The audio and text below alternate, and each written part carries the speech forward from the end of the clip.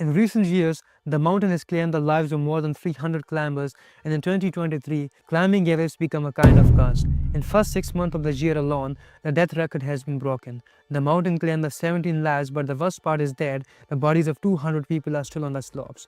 It is said that there is an unspoken rule in the mountain. No matter what happens, no one is to be rescued. If you browse to the various websites offering the guidance to the tip of the Mount Everest, the prices will shock you. $10,000, $60,000, even $70,000. In addition, the equipment isn't cheap either. You'll need a special warm suit, trackers, goggles, and even an oxygen tank, because at the height of 7,000 meters, you're definitely having a trouble breathing without it. So yeah, conquering Everest is a luxury, but no matter how much you pay, no one guarantees that you will be back alive or that your corpse return at least. So cut on the long story, if you die on the way to summit, will most likely not only be you left unrescued, but you won't even be able to identify it and bury it with dignity. The rescue operation at such height is a very controversial issue, which is only proved by David Sharp's example. When David was a child, he climbed a roseberry topping a hill in the North Yorkshire, and it set him in a lifelong passion for mountain climbing. Then came the bigger achievements, the highest mountain of Africa and Europe, Kilimanjaro, Elbrus, Chohayoyo, one of the highest mountains in Himalayas. David first tried climbing Everest as a part of expedition in 2003. Though he didn't reach the summit, the alpinists showed the incredible stamina among the other trekking group members. Sharp suffered a severe frostbite during a climb and even lost several fingers, but that didn't stop him helping a Spanish climber who was just making his way up to the mountain. Sharp shared some extra oxygen with him. A year later, the climber repeated his attempt, but he didn't have the strength to go through the last 350 meters to the top.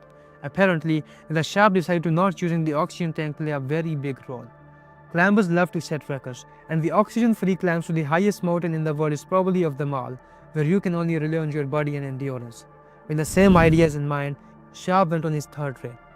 David's mother was very worried about his son, but he kept assuring her that climbing Everest wasn't dangerous as it was said to be. After all, you'll never be alone on the route. There are other climbers nearby. David started his journey to the top from base camp on May 13, 2006. Many people advised to take an oxygen tank with him, but he refused.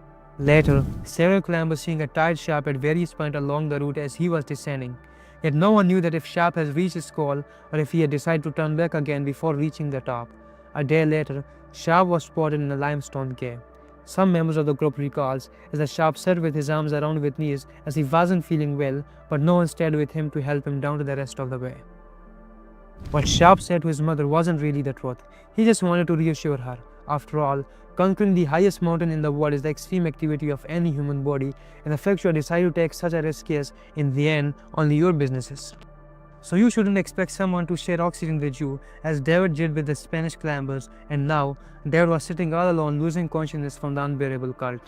He had tried so hard to cope in his zone, but now he needed help. Eventually, other climbers found the man, gave him medicine and oxygen, and moved on shortly afterward.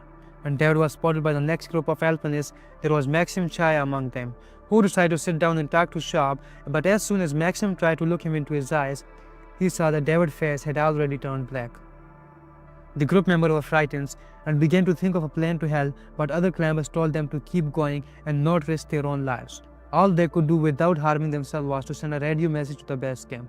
However, due to the extreme weather conditions, it was impossible to get help. So left alone among the cold slopes of Everest, David passed away. His death sparked a series of controversies in media, raising the question to whether to take a risk to help other climbers in a harsh environment. After all, David's serious condition was noted by more than 40 people. Their indifferences make you further lose hope in mountain. Does it mean that in mountain everyone rescue themselves? Even Sharp's mother, Linda Sharp, doesn't blame the other climbers. In conversation with a journalist from the British weekly Sunday Times, she said, "Your duty is to save yourself, not to try to save someone else." What if your mountain climb is not alone, not in a groups, but for instance together with your loved ones? Francis Yarbo Distano lives in a lovely dynamic ski town, Telluride, Colorado. Many athletic, handsome climbers from all over the world came here, including a Sergei and whose nickname is Snow Leopard, because he conquered the infamous 5 peaks of former Soviet Union. Sergei charmed Francis straight away, and the couple later married. Francis shared the mountaineer's passion, and together with him, she tried to conquer the mountain at a little at a time. Her fearless determination made her name in the history as the first American woman to ski down the Elbrus. Then the couple set themselves a legendary goal, Everest.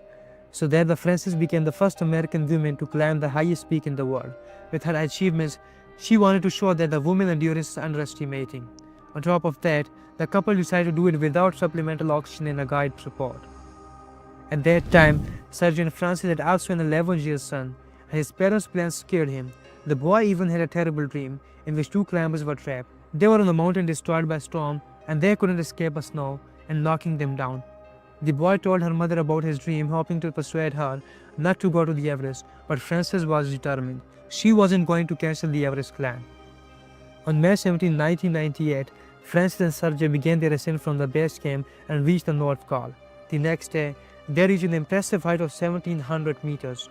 On May 19th, they decided to go to the last camp before the summit, which is at the altitude of 8,290 meters. At 1 in the morning on May 20, they were to make the final push to the top of the Everest, but suddenly the pair's flashlight broke. Finding themselves in a complete darkness, they couldn't move on. On May 21, they tried to resume the ascent, however, the pair was already exhausted this time. The couple gained about the 100 meters of altitude and realized that the energy reserve was slowly running out. They decided to not risk their lives anymore and returned to the camp before the final push. On May 22nd, they moved again. Still, this descent was painfully slow, each time being unfathomably tough. It was already dark, and Francis and Sergei were far behind the planned time. Usually, climbers calculated the deadline, so they don't have to turn back in dark. Francis and Sergei had been at altitude of more than 8,000 for several days, and this is the most dangerous region of Everest called the death zone. This part of the mountain gained its name because there is a catastrophic lack of oxygen here, and human body began to fight for survival. And at that moment, climbers regretted not taking oxygen tanks and began to think about an escape plan. The pair decided to split up for some reason later. Sergei returned to the camp next morning to find that the Francis hadn't arrived yet. He filled with concern and set out again. Ian Woodhull and his beloved Kathy O'Dowd also on their way to the top of the Mount Everest. They were only 350 meters away from the final point. Suddenly, they saw someone's body in the snow. It was a half-conscious Frances, and she was on the verge of death due to oxygen deprivation and frostbite. The women were only wearing a thermal suit and the rest of the cloth was scattered around. The thing is that in the last stages of frostbite, you start to feel that you are extremely hot and become so desperate that you might rip off everything. Kathy began to hug a frozen body of her to keep her warm. Ian tried to dress her, but Frances' muscles had atrophied. Her arms and legs couldn't bend. Frances kept mumbling that I am American, please don't leave me. To get her dressed took 2 hours. Ian tried to pick her carry the woman, but it was useless. Moving in such a high snow was like trying to run underwater. Then the men realized that this venture was becoming dangerous for them, especially for his partner Kathy. The couple couldn't do anything, so they decided to return to the camp for help. They took one last look at the Frances. She looked like a real sleeping beauty. Back at the base, Ian tried to contact everyone he could, but no rescue expedition dared to go at that altitude because the weather was quite bad. Sergei, who went to rescue his wife, disappeared without a trace. Later, the climbers found his eye sacs in the snow, and only a year later, they found the climber's body. Sergei had apparently fallen off from the height and died while searching for his wife. As you can see, even a loving partner ready to give up their life to save other partners is powerless against the deadly mountain. Perhaps everything would have been different if they had gone on an expedition with a professional guide.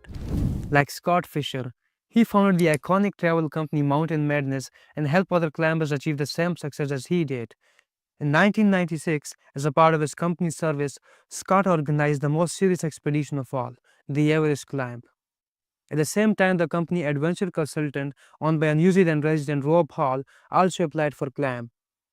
Thus, the competition between the two organizations and their guides began, at who would reach the desired summit first.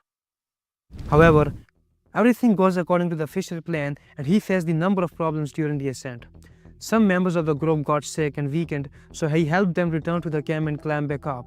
Because of this, Scott himself became very exhausted even before the final meters. In the end, the team arrived at the top of the Everest at almost 4 in the evening on May 10, which is almost 2 hours later the strict deadline for safe descent. However, Rob Hall also reached the summit well after the deadline. By the time, the Fisher was extremely tired and most likely experiencing altitude sickness. It occurs when the tissue and the organs of your body don't get enough oxygen due to decrease in the atmospheric pressure at high altitude. As you can imagine, Scott, like many other climbers, didn't want to use enough oxygen. In this state, a person who experiences headaches, dizziness, confusion and weakness, so they need rest and help. However, Scott couldn't afford to let that happen. As a responsible guide, he had to get his group back safely. However, the situation was only getting worse shortly after the two teams began their descent. A heavy snowstorm hit the mountain, preventing the climbers to reaching the nearest shelter.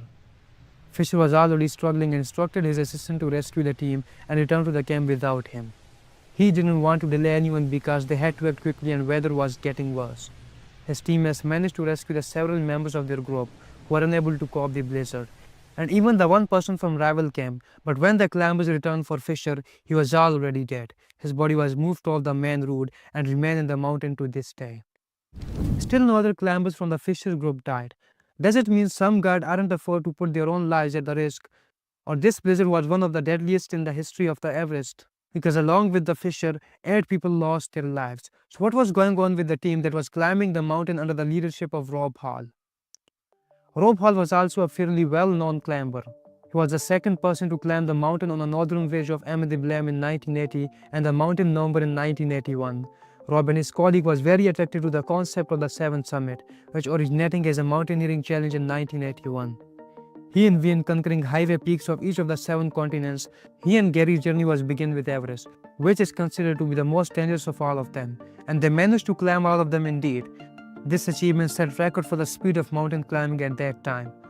No wonder Climb paid his company Adventure Consultants $65,000 to their guides during the ascent of Mount Everest in 1966.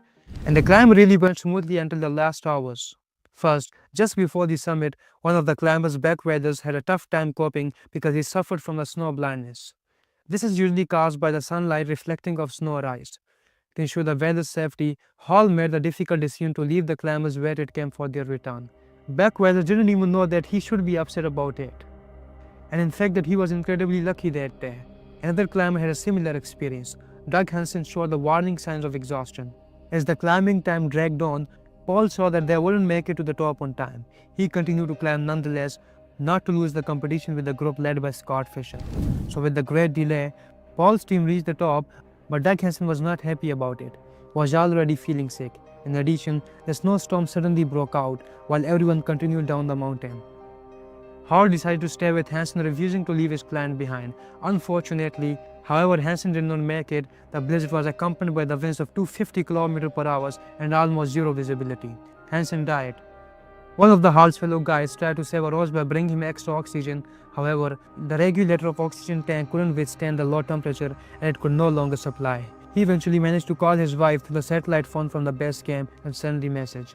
His last words were, "Sleep well, my love. Please don't worry too much." Almost immediately after the tragedy, the debate over the commercialization of the Everest began in countless newspapers and magazines. According to many commentators, the main cause of the tragedy in 1966 was the pride of their guides and their inability to access their own capabilities. So be prepared that, no matter you trust your intuitions or your guide, Everest can take you into its snow forever.